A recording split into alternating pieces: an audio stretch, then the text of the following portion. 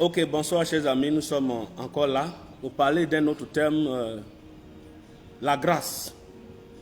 La grâce, nous allons parler de la grâce de façon succincte. Comme je l'ai dit, ce sont des cours enseignements. Pour permettre aux... Ok, nous sommes là. Il y a le réseau qui perturbe un peu.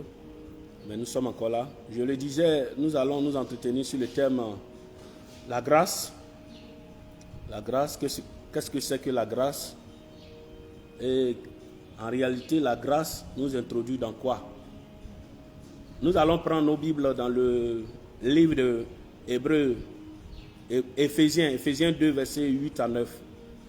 Éphésiens 2, versets 8 à 9. Je vais faire la lecture. Car c'est par la grâce que vous êtes sauvés, par le moyen de la foi. Et cela ne vient pas de vous. C'est le don de Dieu. Ce n'est point par les œuvres, afin que personne ne se glorifie. Vous voyez, j'ai voulu simplement prendre ce passage pour faire comprendre beaucoup de choses. Il y a un éminent homme de Dieu que je connais bien. Une fois, il prêchait, il a donné des instructions sur certaines choses. Des gens ont commenté, ils ont dit, mais qu'est-ce que, en ce moment-là, quelle est la place de la grâce alors? Si nous-mêmes, on doit fournir des efforts. Mais c'est une mauvaise compréhension. L'homme de Dieu avait raison. Il y a une mauvaise compréhension du mot grâce. Le mot grâce. Le mot grâce, on dit, c'est une disposition de Dieu à l'égard des personnes. Dans sa manière d'être et d'agir, qui est inspiré essentiellement sur l'amour.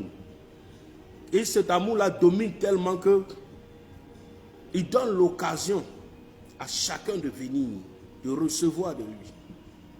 La grâce est en quelque chose une faveur imméritée. On ne mérite pas, mais on nous le donne. Et ça se base sur l'amour. C'est cette faveur-là que Dieu nous fait. Mais dans cette faveur-là, il y a beaucoup qui se trompent. Beaucoup commettent des erreurs. Il dit, car c'est par la grâce que vous êtes sauvés. Virgule. Par le moyen de la foi. Ce passage, ce groupe de mots déjà dit beaucoup de... Par le moyen de la foi. C'est-à-dire que là, la foi est en exergue. La foi est en action. Par le moyen de la foi. Là où il y a la foi, il y a un travail à faire par quelqu'un d'autre. Quand il y a foi, toi, tu as un rôle à jouer. Il y a un rôle à jouer. On ne peut pas dire que par la grâce, et puis nous, à cause de cette grâce-là, nous n'avons pas de foi à fournir. Là où il dit, cela ne vient pas de vous, c'est le don de Dieu. C'est-à-dire que quand on dit le don de Dieu, c'est Christ qui a été donné pour que nous puissions bénéficier de sa grâce. Pour que Christ soit donné, là, on n'a pas demandé notre avis. Pour que Dieu mette Christ pour venir faire le sacrifice, pour que nous soyons rachetés. Pour que Jésus soit donné, là, on n'a pas besoin de notre avis. Ce n'est pas notre avis qui a compté. On n'a pas de foi à fournir là. Mais pour pouvoir rentrer dans cette grâce-là, on a un travail à faire parce que par le moyen de la foi, ça veut dire qu'il y a quelque chose qu'on doit faire là. Nous allons suivre nous allons découvrir par la suite quelque chose de merveilleux. Là où on dit ce n'est point par les œuvres afin que personne ne se glorifie, c'est une autre idée qu'on est en train de développer ici que beaucoup ne comprennent pas bien. Ce n'est point par les œuvres. Ça veut dire qu'avec Christ, nous ne sommes plus autant des œuvres pour être sauvés. Parce qu'il y a eu un don déjà. Christ a été donné. Et en entrant dans la grâce de Christ, nos œuvres-là ne nous permettent pas d'être sauvés. Nos œuvres, au contraire, lorsque nous sommes en Christ, nos œuvres travaillent par rapport à la récompense. Les œuvres ne travaillent pas pour le salut. Donc beaucoup interprètent mal ce passage-là pour dire qu'au temps de la grâce, nous n'avons pas d'effort à fournir, nous n'avons rien à fournir. Lisons Hébreux 4, verset 7, nous allons voir quelque chose de merveilleux. Il dit, approchons-nous donc avec assurance du trône de la grâce afin d'obtenir miséricorde et de trouver grâce pour être secourus dans nos besoins. Approchons-nous. Quand on dit approchons-nous là, tu n'as pas d'effort à faire, tu as quelque chose à faire, tu as des efforts à fournir. Approchons-nous.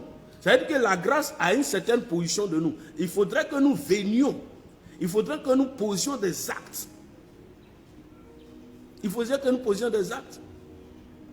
Le Seigneur, en traitant ce thème, il m'a donné une idée. Un exemple très simple.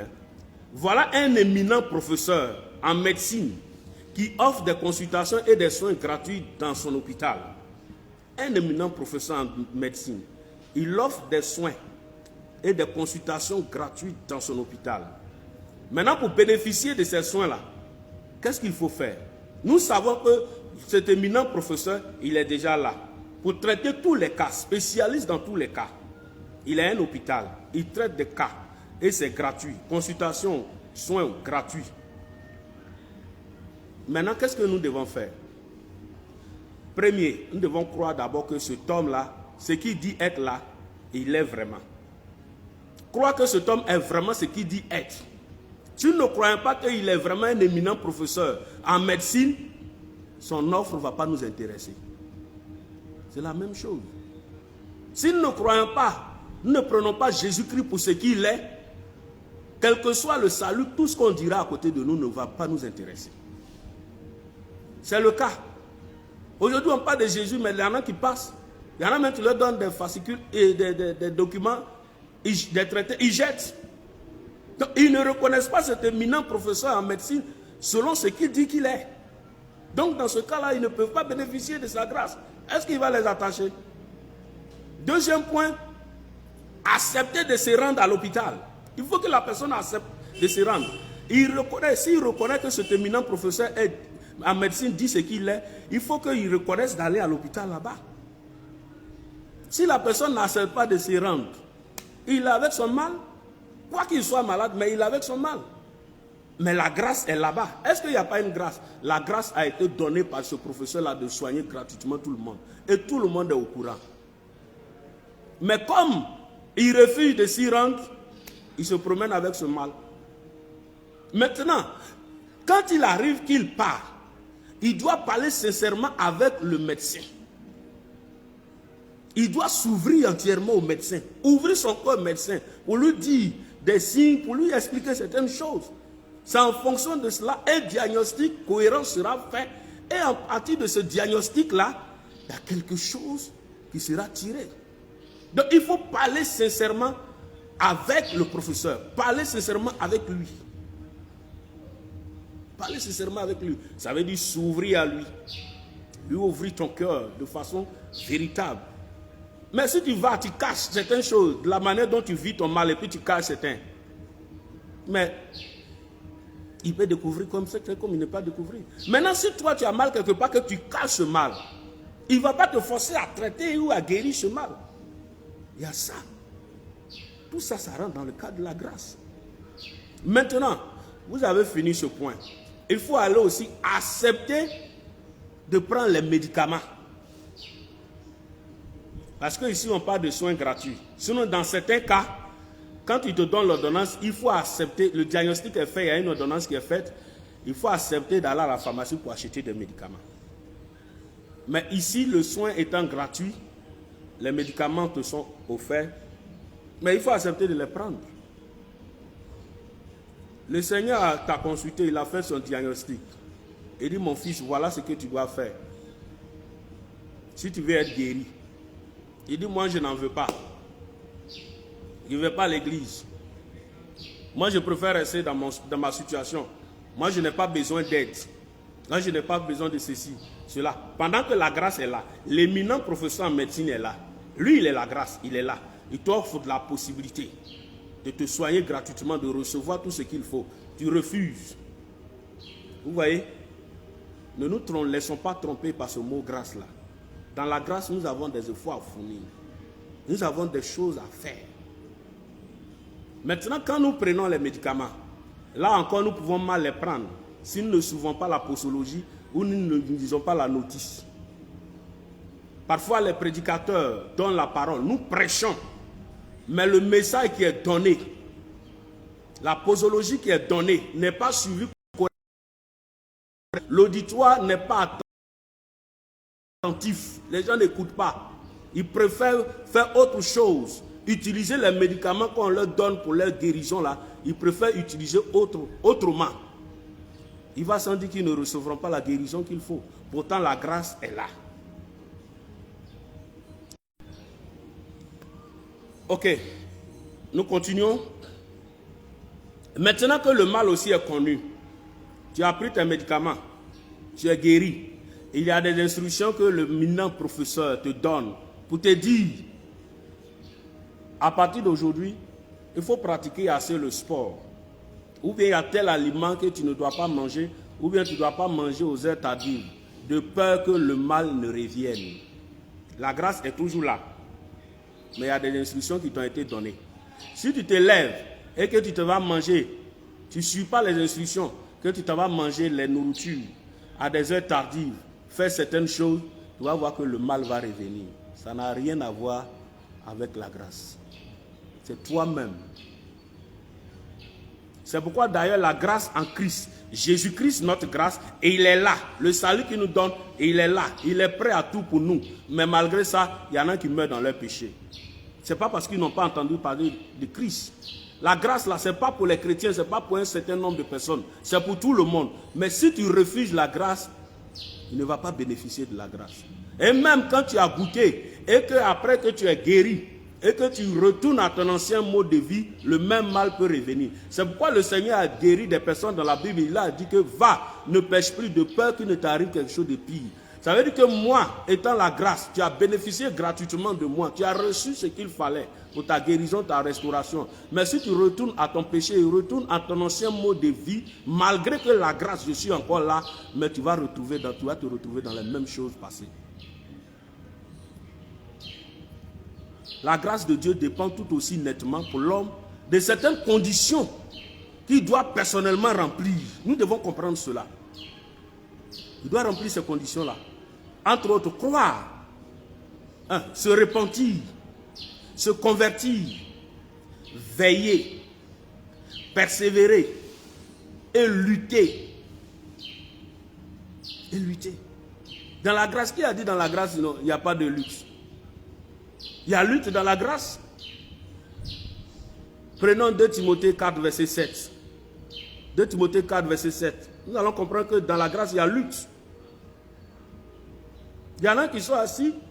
Comme on dit la grâce, là, je n'ai plus de foi à fournir, je n'ai plus rien à faire, c'est fini. Non, hein, ce n'est pas ça la grâce. 2 Timothée 4, verset 7. J'ai combattu le bon combat. J'ai achevé la course. J'ai gardé la foi. Quand il dit j'ai combattu le bon combat, quelqu'un qui dit il a combattu, ça veut dire qu'il a mené des batailles.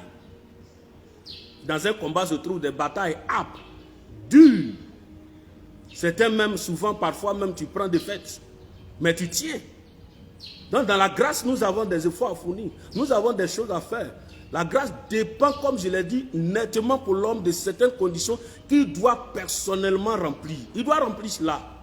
S'il ne remplit pas, la grâce sera là, mais il va mourir dans son péché et puis il va aller en enfer. Il va aller en enfer.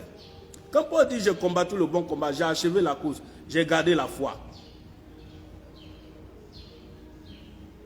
Il a combattu, il a achevé. Et dans cette bataille-là, il a pu garder sa foi. On va lire encore 1 Corinthiens 9, verset 24 à 27. 1 Corinthiens 9, verset 24 à 27. Il dit, ne savez-vous pas que ceux qui courent dans le stade courent tous, mais qu'un seul remporte le prix? Courez de manière à le remporter. Tous ceux qui combattent s'imposent toute espèce d'abstinence et ils le font pour obtenir une couronne incorruptible. Mais nous, faisons-le pour une couronne incorruptible.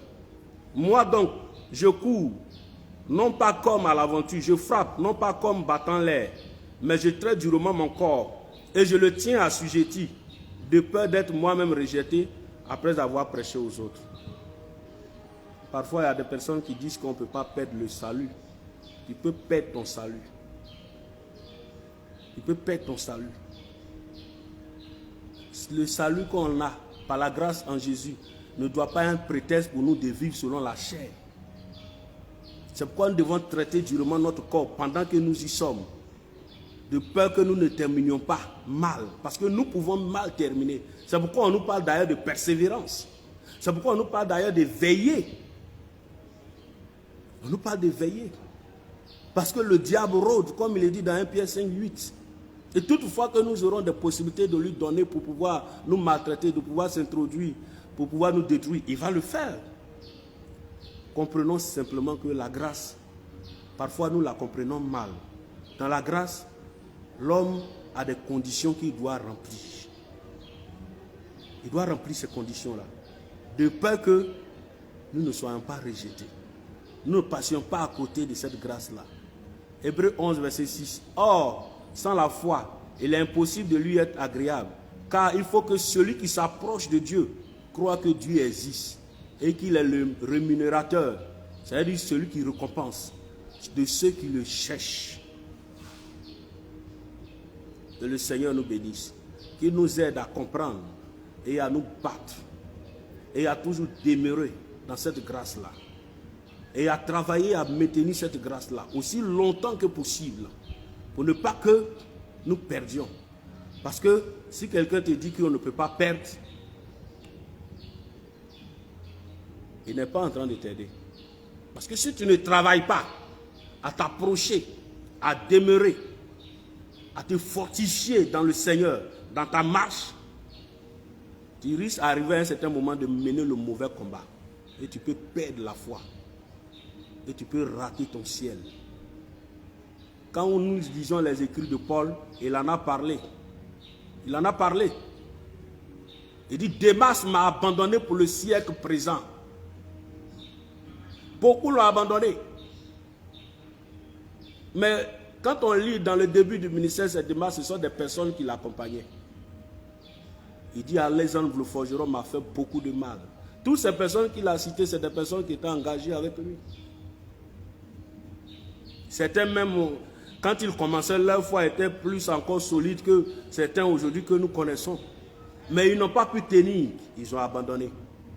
Travaillons à maintenir notre grâce en Christ. Et quand on dit c'est le don de Dieu, Christ est le don de Dieu. Il n'y a pas, tu peux avoir beaucoup de grâce, beaucoup de possibilités, d'occasions, mais Christ, le seul don pour le salut, c'est la seule grâce qui a été donnée. C'est pourquoi nous devons nous approcher de lui. Aujourd'hui, dès l'instant où Christ est, nous ne pouvons pas être sauvés par nos œuvres, mais par la grâce en Jésus.